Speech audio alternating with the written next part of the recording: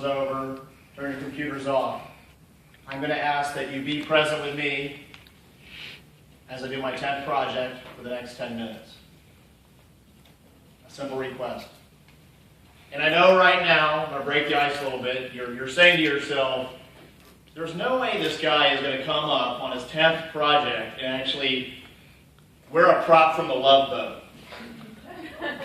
But believe it or not, I actually engage in some pretty strange activities on a daily basis. And one of those things is I actually throw this hat on every day. And while my clientele finds it incredibly amusing, I can see my mother over there is very amused right now. It's actually a very symbolic message. No matter where you're at in your life right now, your life starts with you, it goes through you, and it finishes with you. You are the captain of your own life. Viktor Frankl, famed author, concentration camp survivor. He was the only one out of his entire family to survive. He left me with a quote that blows me away every time I read it.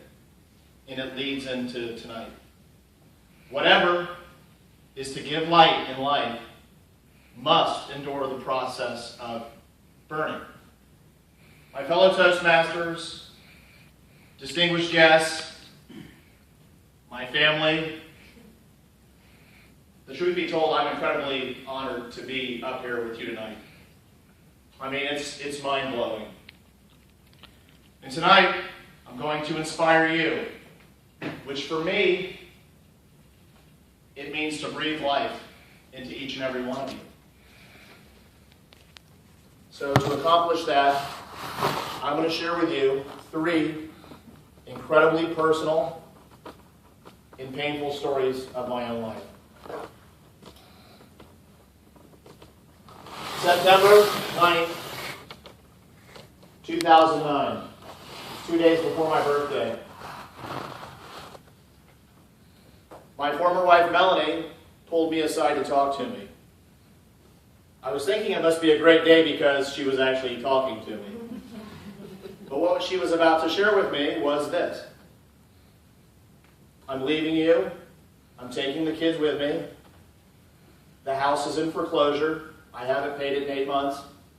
I've charged up $60,000 in credit card debt. I haven't paid my car payment in several months. And I'll leave them. And man, I didn't see it coming. I should have, but I didn't. And really, I thought things couldn't get any worse.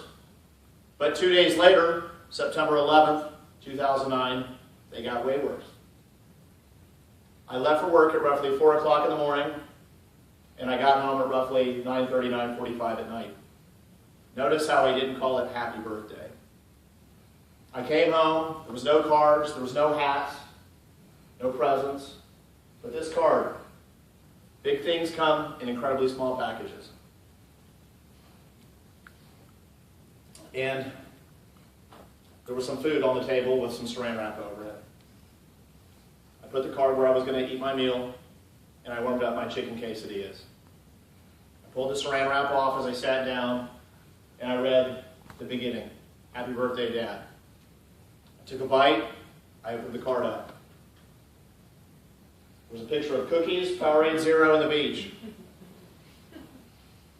I started to feel an incredibly sinking stomach feeling. Because I realized in that very moment, my own daughter, who was 9 years old, knew me better than I knew her. Because I thought to be a dad just meant that I provided for her. I took a bite of quesadilla and I went to the next page. And it said, "You are the best dad in the world. We love you so much." I'm going to pass that around. Because what happened next was I fell to the ground. And I'd always said I believed in God, but I didn't really. My life didn't indicate that. And I cried, and I cried, and I cried. I mean, there was some pent-up stuff in there. And I prayed for a miracle. It was my come to Jesus moment. And I got up, and I gathered myself, and I went to bed. And over the next couple of weeks, signs started coming to me. And one of those signs was a word called passion. And I was indicated to look up what that meant, which I did through an author, Kevin Hall. And for those of you who don't know what passion means, it's not 50 Shades of Grey. It means find out what you really love in life, what you have a vision for, and you better get ready to suffer for it, because that's what passion means. And that's precisely what I did. I said, I got to get things straight with my children, in my life. So I did. And I locked arms with a company that was going to help me get pulled out of debt. And 6 months later, life was looking a heck of a lot better.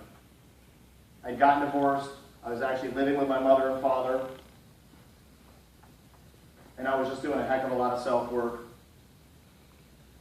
And being passionate about my children led me to the state of Utah, because I was working on a very large product launch.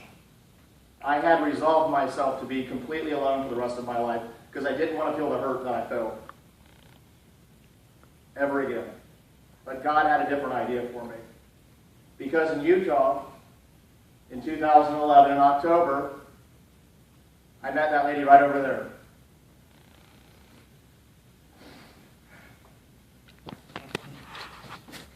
And I knew I wasn't meant to be alone.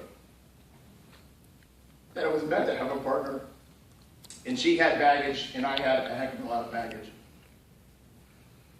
And that's where one of the words that came to me when I was praying, I understood what needed to be done. And that word is humility. Something I had never been very good at. And the root word of humility is humus, which is the rich, dark, organic soil that is necessary for anything to grow. And she looked at me, and I looked at her, and we wanted to have a relationship that God would be proud of. So we decided that we needed to have humility and be coachable and teachable. That's what it means. That's what it means. And the interesting part, Steve Jobs gave a phenomenal speech about connecting the dots. And usually you can't do it looking forward. She was a massage therapist. She chose that profession because she wouldn't have to look at anybody in the face. It was easier to talk to them that way. I chose training because I had a very limited vernacular. Believe it or not, I know it's hard to comprehend right now. And all I had to do was yell at people all day.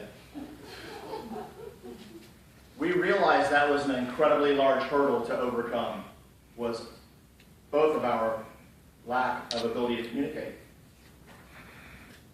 I heard about Toastmasters through Jeremy Udell. The dots really started getting connected. They had a program where you could become a competent communicator. So you now know the story. That's how I ended up here.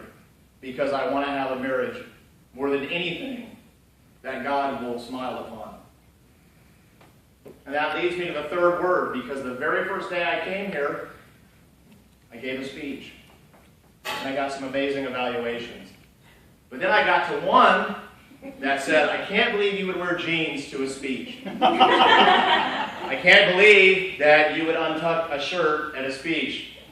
You kind of look like an asshole. My old life, I would have went and punched him in the face, but instead, through all my self-work, I recognized something. God puts people in our lives at very precise moments. They are a reflection of something that is inside of us that needs to be brought to the surface. And I ask myself, what can I learn from this man? And I approached him with the third magical word that came to me when I was praying to God, and that's Genshai. And tonight, each and every one of you will start practicing that word, and that is never, ever talking to someone in a manner that will make them feel small. It is time that this club truly locks arms, practices those three words, helps everybody actually go where they really want to go in life, not just in here. Because it is our responsibility to make a dent in the universe. It is our responsibility to not suck the life out of people, but it is our responsibility to inspire people to breathe life into one another. Thank you.